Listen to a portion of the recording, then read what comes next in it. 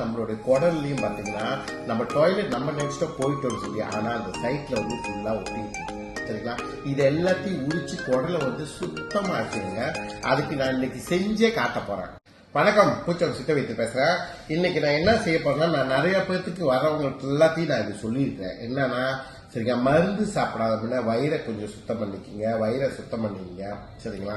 அந்த காலத்துல நீங்க பாத்தீங்கன்னா நீங்க எல்லாத்துக்கும் வந்து ஒரு 50 வயசு 45 வயசுக்கு மேல உள்ளவங்களுக்கு அந்த அனுபவம் நல்லா இருக்கும்.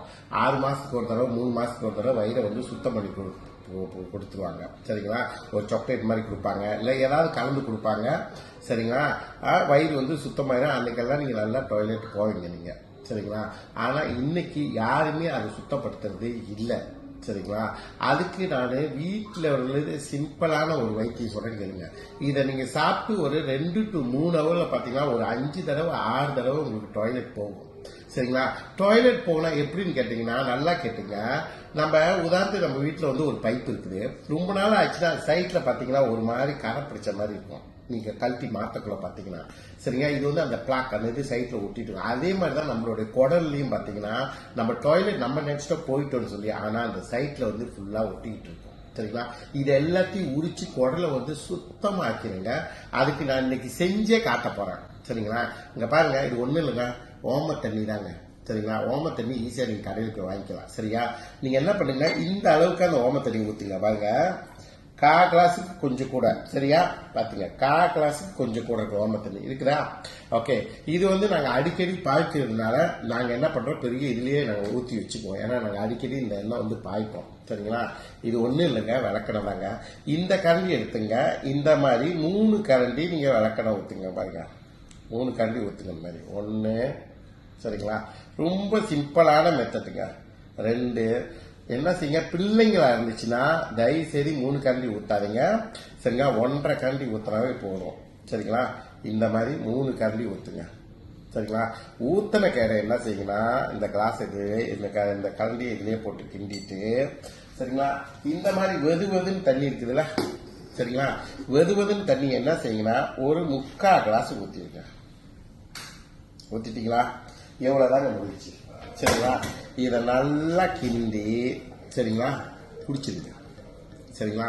ஒரு 3 ஹவர்ல பாத்தீங்கன்னா உங்களுக்கு நல்ல டாய்லெட் போகும் சரிங்களா. இந்த மாதிரி மாசத்துக்கு ஒரு தடவை நீங்க செய்யறப்ப உங்களோட குடல் சுத்தமாயிரும். பல நோயிலிருந்து உங்களை நீங்க தற்காத்துக்கலாம் சரிங்களா. இது ஒரு சிம்பிளான மெத்தட்டுங்க சரிங்களா. நீங்க போயிட்டு 50 வெள்ளி 100 வெள்ளி தான் செலவு பண்றவங்க இல்லதான். பாத்தீங்களா, ஓம தண்ணி, விளக்கெண்ணெய், பச்சை தண்ணி, ஒரு கிளாஸ், வேலை முடிச்சா சரிங்களா. இதுதான் உங்களுக்கு வைத்தியம். அதே நேரத்தில் இன்னொன்று சொல்றேன், இந்த மாசம் நம்மளுடைய ஷெட்யூல் கொஞ்சம் சொல்றேன். 4ஆம் மாசம் 2023 நான் சொல்றேன் கேட்டுங்க. 2ஆம் தேதி அதாவது நாளைக்கு புதன்கிழமை நான் வந்து குழுவாங்க நம்மளோட பிரான்ச்சுக்கு வருவேன் சரிங்களா. அதே நேரத்தில் 16ஆம் தேதி நம்மளோட குழுவாங்க பிரான்ச்சுக்கு வருவேன் சரிங்களா. 2/16 குழுவாங்க பிரான்ச் வருவேன். 4ஆம் மாசம் 2025. அதே 5ஆம் தேதி சரிங்களா. 4ஆம் மாசம் நான் வந்து ஜேபி பிரான்ச்சுக்கு வருவேன். 5ஆம் மாசம் 4ஆம் தேதி சரிங்களா வருவேன் சரிங்களா. ஸோ அதில் 5ஆம் தேதி 4ஆம் மாசம், இது ஃபுல்லா இந்த மாசம் தாங்க, ஏப்ரல் தான். அதே ஜேபிக்கு பாத்தீங்கன்னா 19ஆம் தேதி 4ஆம் மாசம் நான் வருவேன் சரிங்களா. அதே நேரத்தில் பிணைங் நம்ம பிரான்ச்சுக்கு வந்து 13ஆம் தேதி வருவேன்.